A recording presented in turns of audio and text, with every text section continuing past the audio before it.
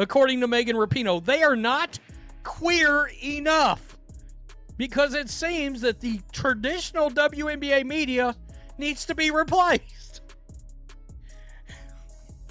Yeah, they need to be replaced with regular sports media. I mean, look, WNBA media is the worst I've ever seen. But part of that is because they embrace things that have nothing to do with sports. That's not just frustration you're hearing. That's a sports commentator calling out what millions of casual fans discovered this past season, when Caitlin Clark finally brought them into WNBA arenas. They came for basketball. They stayed long enough to realize they'd walked into something else entirely. And the numbers tell a story that league executives don't want to acknowledge. When Clark entered the league in April 2024, average viewership jumped from 440,000 viewers per game in 2023 to over 1.2 million in 2024. That's a 173% increase driven almost entirely by one player bringing in what the commentator called your regular sports fan. NFL fans, college football fans, people who'd never watched a single WNBA game suddenly tuning in by the millions. But here's what those new viewers found. A league where off-court identity politics often overshadowed on-court performance, where media coverage focused as much on players' personal lives and social activism as their athletic achievements, and where someone like Megan Rapinoe, who hasn't played professional basketball a single day in her life, felt qualified to lecture the league about how it should rebuild its entire media infrastructure. Posted with ex-girlfriend Sue Bird. I thought it was her wife or whatever they were. Okay, I don't know. Rapinoe, and look, if they were boyfriend, there we go, see? If they were whatever they were and weren't married, I don't care. I don't care. Rhodes, you got that wrong. Don't care. Don't care. Rapinoe attacked WNBA media members as out of touch and inherently sexist, racist, and misogynistic. That was in response to the question recently presented to Azzi Fudd. Let's be specific about what Rapinoe actually said, because the details matter here. In a solo episode of A Touch More podcast on March 15, 2025, after her split with Sue Bird, Rapinoe responded to a question Dallas Morning News columnist Kevin Sherrington asked Azzi Fudd at the WNBA draft. Sherrington asked about Fudd's relationship with teammate Paige Bueckers. Simple question. Relevant question, actually, since teammate relationships can create locker room dynamics that affect team chemistry. Rapinoe's response? She didn't have a problem with the question itself, but she used it as a launching pad to call for a complete overhaul of WNBA media coverage. Quote, I do think we are watching legacy or establishment media come in and sort of like do business as usual, and it just feels like it needs more understanding and nuance. Translation. Traditional sports journalists covering the WNBA like they'd cover any other professional league isn't acceptable. They need to be replaced with media members who, in Rapinoe's words, can understand queer culture and that have an imagination around how to give these players media platforms that work for them. Why the question is relevant. If there is drama, it can fry the entire team and the locker room, and you pissed away an asset. Megan Rapinoe. Megan Rapinoe said of WNBA reporters who are covering the league like it's the NBA. Quote, it's like not quite hitting. I think everybody who's been in the sport a long... Now watch this reaction, because this gets to the heart of why Rapinoe's comments reveal such a fundamental misunderstanding of what's actually happening with WNBA media coverage. The current WNBA media core is already overwhelmingly progressive. These aren't hardened skeptics asking tough questions. Many of them actively advocate for the league and its players on social media. They celebrate social justice initiatives. They write glowing profiles about players' activism. And yet, according to Rapinoe, they're still not queer enough or culturally attuned enough to properly cover the league. Here's the actual problem. WNBA media members often don't understand basic sports business fundamentals. In a recent debate caught on video, multiple WNBA journalists couldn't explain how Supermax contract extensions work for players like Aja Wilson and Aaliyah Boston. They argued about contract structures without understanding salary cap mechanics, revenue sharing percentages, or how the current CBA actually functions. These are fundamental concepts that any credible sports journalist covering a professional league should grasp immediately. But instead of focusing on improving that kind of substantive coverage, Rapinoe wants to prioritize hiring based on identity and cultural alignment. She explicitly called for using diversity, equity, and inclusion initiatives to rebuild the WNBA media core from the ground up. Quote, how do we collectively protect and craft Okay, that's my first problem. I had somebody tell me on Twitter a while back, well, this is women and you have to approach it differently. No, I won't, and I will not. I won't. That's called bias. I'm not doing that. It is not going to be handled any differently if I'm talking about the NFL or if I'm talking about the WNBA. I'm not handling it a bit differently. Quote, how do we collectively protect and craft the future of this space, all these buzzwords, safe space, as people who care about what the WNBA has built enjoy the culture that it brings? Because let's be honest, the reason why the WNBA is out front in culture is because how it is rooted in black and queer culture and around equality for women and progress in all of those realms. Listen to every single buzzword packed into this section. Collectively protect and craft the future of this space. Safe space. People who care about what the WNBA has built.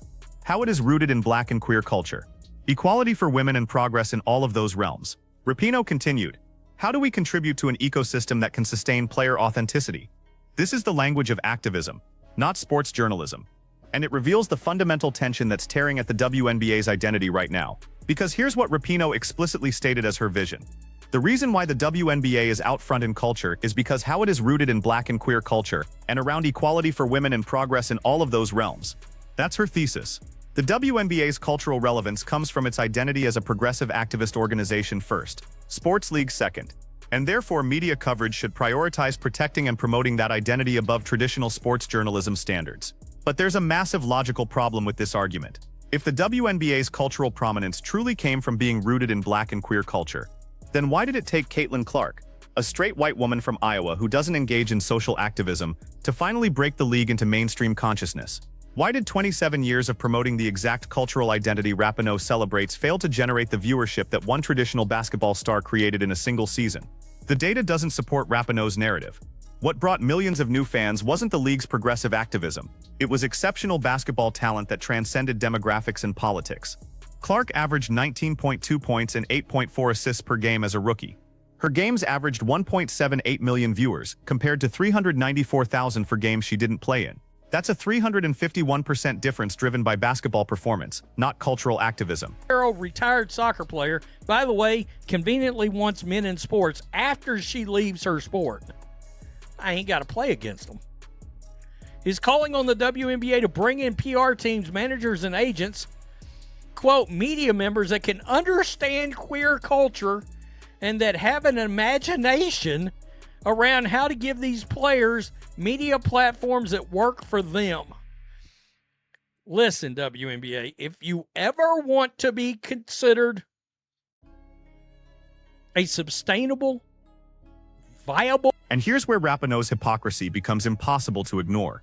She positions herself as an advocate for women's sports, calling for media coverage that centers women's equality and protects female athletes. But Rapinoe has been one of the most vocal supporters of allowing biological males who identify as transgender to compete in women's sports. In March 2023, Rapinoe defended Leah Thomas, the biological male swimmer who competed on the University of Pennsylvania women's swim team and won an NCAA Division I national championship in the 500-yard freestyle. Rapinoe called criticism of Thomas disgusting and argued that trans athletes should have full access to women's sports without restriction. So let's be clear about what this means. Rapinoe advocates for policies that would allow biological males with inherent physical advantages in strength, bone density, lung capacity, and muscle mass to compete directly against female athletes. She supports rules that would let a 6'4" inches biological male who transitioned after puberty enter the WNBA and physically dominate women who've spent their entire lives training for professional basketball. How is that protecting women's sports? How is that advocating for equality for female athletes? You can't simultaneously claim to champion women's athletics while supporting policies that would fundamentally undermine the entire premise of women's sports existing as a separate competitive category. In society, I'm sorry, and I understand I will lose subscribers over this. I don't know why. God, Megan Rapinoe. Jeez. What? Guys, tell me in the comments section what you think. This is Megan Rapinoe is everything in and around the WNBA. She is the walking, talking example of everything wrong with this league and why so many people do not take it seriously. This is the core of why so many mainstream sports fans reject this approach. Not because they're bigoted or closed-minded, but because they recognize the fundamental contradiction at the heart of Rapinoe's argument. She wants WNBA media to focus less on basketball analysis and more on cultural activism.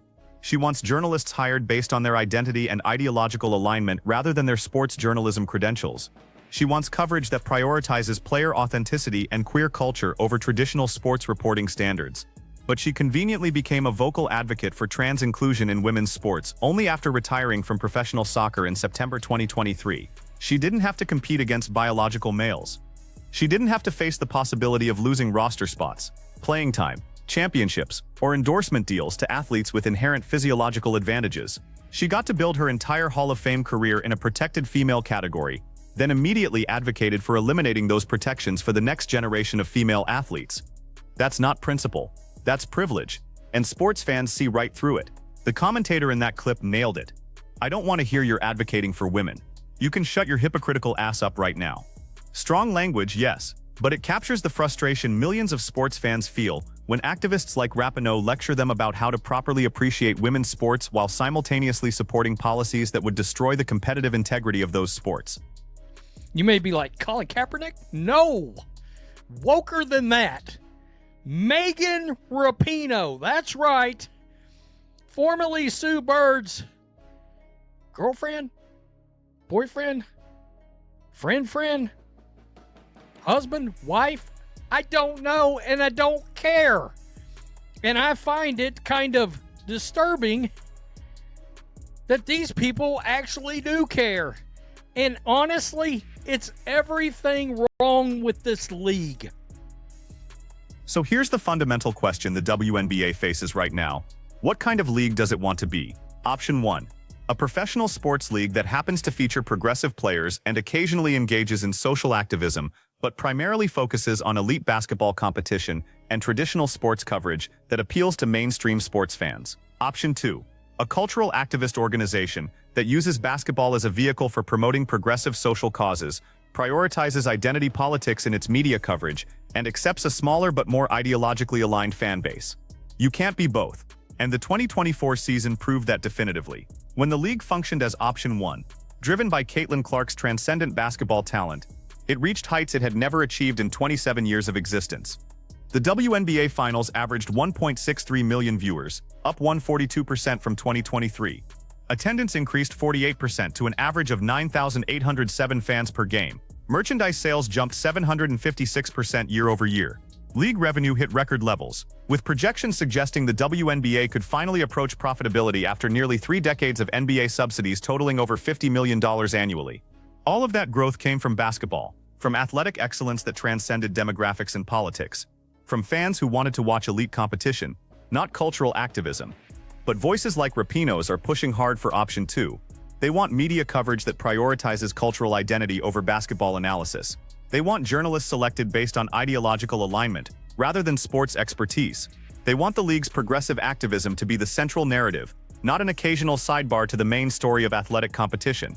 And here's what they don't seem to understand. That approach already failed.